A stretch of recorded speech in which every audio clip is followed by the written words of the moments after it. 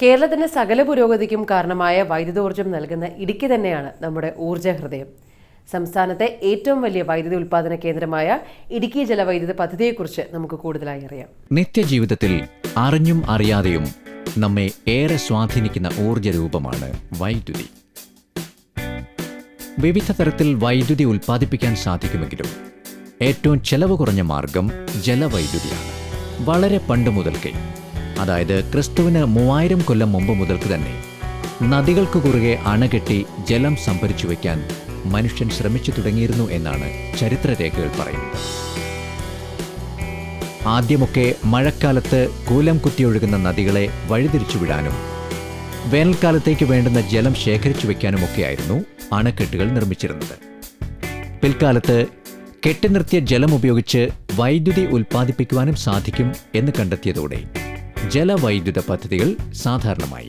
അണക്കെട്ടുകളിൽ ഉയരത്തിൽ കെട്ടിനിർത്തിയിരിക്കുന്ന ജലത്തിന്റെ ശക്തി ഉപയോഗിച്ച് വൈദ്യുതി ഉൽപ്പാദിപ്പിക്കുകയാണ് ജലവൈദ്യുത പദ്ധതികളിൽ ചെയ്യുന്നത്. അണക്കെട്ടുകൾക്ക് താഴെ സ്ഥിതി ചെയ്യുന്ന വൈദ്യുതി നിലയങ്ങളിലേക്ക് പെൻസ്റ്റോക്കുകൾ എന്നറിയപ്പെടുന്ന ഭീമൻ പൈപ്പുകൾ വഴിയാണ് ജലം എത്തിക്കുന്നത്. പെൻസ്റ്റോക്ക് വഴി എത്തുന്ന വെള്ളത്തിന്റെ ഒഴുക്കിന്റെ ശക്തി ഉപയോഗിച്ച് ജലവൈദ്യുത നിലയത്തിലെ ജനറേറ്ററിന്റെ ചക്രം, അതായത് ടർബൈൻ കറക്കിയാണ് വൈദ്യുതി ഉൽപ്പാദിപ്പിക്കുന്നത്. കെട്ടിനിർത്തിയിരിക്കുന്ന ജലത്തിന്റെ സ്ഥിതികോർജ്ജം താഴേക്കൊഴുകുമ്പോൾ ഗതികോർജ്ജമായും തുടർന്ന് ടർബൈനിൽ യാന്ത്രികോർജ്ജമായി മാറുന്നു എന്നതാണ്. തുടർന്ന് ജനറേറ്ററിൽ വെച്ച് അത് വൈദ്യുതോർജ്ജമായി രൂപാന്തരപ്പെടുന്നു. ജലവൈദ്യുത പദ്ധതിയുടെ കാര്യത്തിൽ കേരളം ഏറെ സമ്പന്നമായൊരു പ്രദേശമാണ്. വ്യത്യസ്ത രീതിയിലുള്ള 3 അണക്കെട്ടുകൾ, 60 ചതുരശ്ര കിലോമീറ്റർ വിസ്തൃതിയുള്ള ഒരൊറ്റ ജലസംഭരണി, 5000 മീറ്ററിലധികം നീളമുള്ള തുരങ്കം, ഭൂഗർഭ വൈദ്യുത നിലയം എന്നിങ്ങനെ വിവിധ സവിശേഷതകളാൽ ശ്രദ്ധേയമാണ് ഇടുക്കി ജലവൈദ്യുത പദ്ധതി. 1919 ഇറ്റലിക്കാരനായ ജേക്കബ് എന്ന ഒരു എഞ്ചിനീയർ തയ്യാറാക്കിയ റിപ്പോർട്ടിലാണ് ഇടുക്കിയിൽ ഒരു അണ കെട്ടാനുള്ള സാധ്യതയെക്കുറിച്ച് ആദ്യമായി പരാമർശിച്ചു കാണുന്നത്. ആ റിപ്പോർട്ട് തിരുവിതാംകൂർ ഗവൺമെന്റ് പരിഗണിച്ചില്ല. പിന്നീട് മലങ്കര എസ്റ്റേറ്റ് സൂപ്രണ്ടായിരുന്ന W.J. ജോൺ 1922 ഇടുക്കി കണ്ടെത്തി. ഇടുക്കി വനാന്തരങ്ങളിലെ ആദിവാസികളായ ഊരാളികളുടെ ഗോത്രത്തലവനായിരുന്നു കരുവെള്ളായൻ കൊലുമ്പൻ. അദ്ദേഹമാണ് ഇന്ന് ഇടുക്കി ഡാം സ്ഥിതി ചെയ്യുന്ന സ്ഥലം അന്നത്തെ മലങ്കര എസ്റ്റേറ്റ് സൂപ്രണ്ടിന് കാട്ടിക്കൊടുത്തത്. അന്നത് കുറവൻ കുറത്തി മലകൾക്കിടയിലെ ഒരു നീർച്ചാൽ മാത്രമായിരുന്നു. പിൽക്കാലത്ത് ഇടുക്കി ജലവൈദ്യുത പദ്ധതി ഭാരതത്തിന്റെ അഭിമാനമായി മാറിയപ്പോൾ ആ പദ്ധതിക്ക് ആശയം പകർന്ന വ്യക്തി എന്ന നിലയിൽ കൊലുമ്പനും ചരിത്രത്തിൽ ചിരസ്മരണീയനായി മാറി.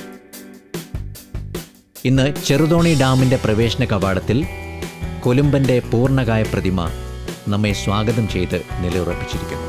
കൊലുമ്പന്റെ സ്മാരകവും ഉണ്ട്. കുറവൻ കുറത്തി എന്നിങ്ങനെ അറിയപ്പെടുന്ന 2 മലകൾ പാദങ്ങൾ തമ്മിൽ പരസ്പരം തൊട്ടു തൊട്ടില്ല എന്ന മട്ടിൽ ഉയർന്നു നിൽക്കുന്നു. അത്ഭുതകരമായ ആ ഇടുക്കിലൂടെ പെരിയാർ കുതിച്ചൊഴുകുന്നു. ഇവിടെ ഒരു അണക്കെട്ട് നിർമ്മിക്കുക എളുപ്പമാണെന്നും അതിൽ നിന്നും ജലസേചനവും വൈദ്യുതോൽപാദനവും സാധിക്കുമെന്നും മലങ്കര ജോൺ സഹോദരനും എഞ്ചിനീയറുമായ ശ്രീ P.J. തോമസിന്റെ സഹായത്തോടെ 1932 തിരുവിതാംകൂർ ഗവൺമെന്റിനെ അറിയിച്ചു. വീണ്ടും 1935 അസംബ്ലി മെമ്പറായിരുന്ന ശ്രീ A.K. നാരായണപിള്ള ഇടുക്കി കാര്യം ഗവൺമെന്റിന്റെ ശ്രദ്ധയിൽപ്പെടുത്തി.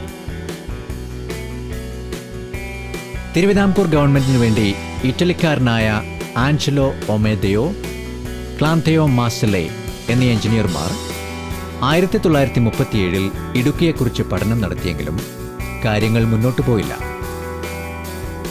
ഏറെക്കുറെ വ്യക്തമായ ഒരു പ്രാഥമിക റിപ്പോർട്ട് ഉണ്ടാകുന്നത് 1947 അന്ന് തിരുവിതാംകൂർ ഇലക്ട്രിക്കൽ എഞ്ചിനീയറായിരുന്ന ജോസഫ് ജോൺ ഒരു റിപ്പോർട്ട് തയ്യാറാക്കി. പെരിയാറിനെയും ചെറുതോണിയെയും ബന്ധിപ്പിച്ച് അണ കെട്ടുകയും ആറക്കുളത്ത് പവർ ഹൗസ് സ്ഥാപിക്കുകയും ചെയ്യാമെന്നായിരുന്നു അദ്ദേഹത്തിന്റെ നിർദ്ദേശം. 1956 സമഗ്രമായ അന്വേഷണ പഠനം നടത്തപ്പെട്ടു. 1957 കേന്ദ്ര ജലവൈദ്യുത കമ്മീഷൻ അന്വേഷണ പഠനം നടത്തി. ആധുനിക രീതിയിലുള്ള രൂപസംവിധാനം ഇടുക്കിക്ക് നൽകപ്പെടുന്നത് 1961 അതിന് 1963 പ്ലാനിംഗ് കമ്മീഷന്റെ അംഗീകാരം ലഭിച്ചു. ഇടുക്കിയുടെ സാമ്പത്തിക ചുമതല കേരള സംസ്ഥാന ഇലക്ട്രിസിറ്റി ബോർഡ് ഏറ്റെടുത്തു. 1966 ഇടുക്കിക്ക് കൊളംബോ പദ്ധതി പ്രകാരം കാനഡ സഹായ വാഗ്ദാനം നൽകി. 1967 ഇന്ത്യയും കാനഡയും ഇത് സംബന്ധിച്ച കരാർ ഒപ്പുവെച്ചു. കാട് വെട്ടിത്തെളിക്കുക, റോഡുകളും പാലങ്ങളും നിർമ്മിക്കുക, സർവേ നടത്തുക തുടങ്ങിയ ജോലികൾ 1962 ആരംഭിച്ചിരുന്നു. 1966 ആയപ്പോൾ ആധുനിക ഇടുക്കി പദ്ധതിയുടെ എല്ലാ അംശങ്ങളെ സംബന്ധിച്ചും വ്യക്തമായ തീരുമാനത്തിലെത്തിക്കഴിഞ്ഞിരുന്നു. പെരിയാറിന് ഇടുക്കിയിലും അതിൻ്റെ പോഷക നദിയായ ചെറുതോണിക്ക് ഇടുക്കിയോട് ചേർന്നും ഓരോ അണകെട്ടി സംഭരിക്കുന്ന വെള്ളം ഒരു തുറന്ന ചാനൽ മൂലം കിളിവള്ളിത്തോടുമായി യോജിപ്പിക്കുന്നു. അവിടെ കുളമാവിൽ ഒരണക്കെട്ട്. അങ്ങനെ 3 അണക്കെട്ടുകൾ തടഞ്ഞു നിർത്തുന്ന വെള്ളം തുരങ്കത്തിലൂടെ മൂലമറ്റത്തുള്ള ഭൂഗർഭ വൈദ്യുത നിലയത്തിലെത്തുന്നു. അവിടെ നിന്നും മൂവാറ്റുപുഴയാറിൻ്റെ പോഷക നദിയായ നച്ചാറിൽ ചേരുന്നു. 1969 ഏപ്രിൽ 30 ഇടുക്കി ഡാമിന്റെ നിർമ്മാണ പ്രവർത്തനങ്ങൾ ആരംഭിക്കുന്നത്. കൊച്ചി തുറമുഖത്ത് നിന്നും 136.8 കിലോമീറ്റർ തെക്കുകിഴക്കായും കോട്ടയത്ത് നിന്നും 123.9 കിലോമീറ്റർ വടക്കുകിഴക്കായുമാണ് ഇടുക്കിയുടെ സ്ഥാനം. തെക്കുകിഴക്കായി നിൽക്കുന്ന കുറത്തിയെയും കുറവനെയും ബന്ധിപ്പിക്കുന്ന മംഗല്യസൂത്രമായ ആർച്ച് അണക്കെട്ടാണ് ഈ പദ്ധതിയുടെ ഏറ്റവും ആകർഷകമായ സവിശേഷ ഘടകം. ഇന്ത്യയിലെ 1ാമത്തെ ആർച്ച് അണക്കെട്ട്, ലോകത്തിലെ ഉയരം കൂടിയ 10 ആർച്ച് അണക്കെട്ടുകളിൽ ഒന്ന് എന്നീ പദവികൾ ഇത് കൈവരിച്ചിരിക്കുന്നു. ഇതിന്റെ ഉയരം 169.16 മീറ്ററാണ്. മുകളിലത്തെ നീളം 368.85 മീറ്ററും വീതി മുകളിൽ 7.62 മീറ്ററും അടിയിൽ 19.81 മീറ്ററുമാകുന്നു. കമാന ആകൃതിയോളം പ്രകൃതിയുമായി യോജിച്ച മറ്റൊന്നില്ല. ഭാരം താങ്ങുവാൻ ആർച്ചിന് കൂടുതൽ ശേഷിയുണ്ട്. ഇത് ഒരു ശാസ്ത്രീയ വസ്തുതയാണ്. 2000 ദശലക്ഷം ടൺ ജലസംഭരണ സാധ്യതയാണ് ഇടുക്കി റിസർവോയറിനുള്ളത്. ഇതിന്റെ മർദ്ദവും ശക്തിയും താങ്ങാൻ ആർച്ച് അണക്കെട്ടിന് അനായാസം കഴിയും. ഇത് നിർമ്മിക്കപ്പെടാൻ തന്നെ പ്രകൃതി കനിഞ്ഞു നൽകിയ പാറയിടുക്കിനെ കാത്തുകൊണ്ട് 925 മീറ്റർ ഉയരമുള്ള കുറത്തിയും 839 മീറ്റർ ഉയരമുള്ള കുറവനും അക്ഷത ശക്തികളായി നിൽക്കുന്നു. ഈ സാഹചര്യത്തെ സ്വാഭാവികമായി ഉപയോഗപ്പെടുത്തുക എന്ന ആശയത്തിൽ നിന്നും ആർച്ച് അണക്കെട്ട് എന്ന രൂപമേ ഉരുത്തിരിയൂ. അതുതന്നെയാണ് ഇവിടെ കാണുന്നത്. ലോകയുദ്ധത്തിന് ശേഷമുള്ള കാലഘട്ടത്തിൽ അമേരിക്കക്കാരാണ് ആർച്ച് അണക്കെട്ടിനെക്കുറിച്ച് ശാസ്ത്രീയ പഠനം നടത്തിയത്. അവർ രൂപമാതൃകകൾ നിർമ്മിച്ച് അതിനെ ശാസ്ത്രീയമായി വികസിപ്പിച്ചു. 1960 ഫ്രാൻസിന്റെ സഹായത്തോടെ ഒരു ആർച്ച് അണക്കെട്ട് നിർമ്മിച്ച കാനഡയാണ് ഇടുക്കിയോട് സഹകരിച്ചത്. കൊളംബോ പദ്ധതി പ്രകാരം ഇന്ത്യ സമീപിച്ച സൗഹൃദ രാഷ്ട്രങ്ങളിൽ വെച്ച് ഏറ്റവും ഹൃദ്യമായ സഹായ വാഗ്ദാനം ഇടുക്കിക്ക് കാനഡ നൽകി. $78 ലക്ഷം ധനസഹായവും $2 കോടി ദീർഘകാല വായ്പയും. ഇടുക്കിയുടെ രൂപസംവിധാനം 1961-66 കാലഘട്ടത്തിൽ നടന്നു. ആർച്ച് അണക്കെട്ടിന്റെ രൂപസംവിധാനത്തിന് ഒട്ടേറെ കമ്പ്യൂട്ടർ ജോലികൾ ആവശ്യമായിരുന്നു. കാനഡയിലാണ് അത് ചെയ്തത്. ഇടുക്കി ആർച്ച് അണക്കെട്ടിന്റെയും മൂലമറ്റം ഭൂഗർഭ വൈദ്യുത നിലയത്തിന്റെയും എഞ്ചിനീയറിംഗ് ഉത്തരവാദിത്വം കാനഡയ്ക്കായിരുന്നു. ഇന്ത്യയിലെയും കാനഡയിലെയും എഞ്ചിനീയർമാർ യോജിച്ചാണ് ഇങ്ങനെയൊരു തീരുമാനം കൈക്കൊണ്ടത്. ആർച്ച് ഡാമും അണ്ടർഗ്രൗണ്ട് പവർ സ്റ്റേഷനും നിർമ്മാണ പ്രക്രിയയെ സംബന്ധിച്ചിടത്തോളമെങ്കിലും നമുക്ക് പുതിയ ഇനങ്ങളായിരുന്നു. കേരള സംസ്ഥാന വിദ്യുത് ശക്തി ബോർഡും ഇന്ത്യയിലെ ആർച്ച് അണക്കെട്ട് വിദഗ്ധരിൽ ഒരാളായ ഡോക്ടർ സ്വാമിനാഥനും ഇവയുടെ സൂക്ഷ്മ പരിശോധനയും മേൽനോട്ടവും വഹിച്ചു. ഇന്ന് ആർച്ച് അണക്കെട്ട് ഉൾക്കൊള്ളാനും അതനുസരിച്ച് പ്രവർത്തിക്കാനും പ്രാഗൽഭ്യമുള്ള ഒരു സംഘം എഞ്ചിനീയർമാർ കേരളത്തിൽ തന്നെ ഉണ്ടായിട്ടുണ്ട്.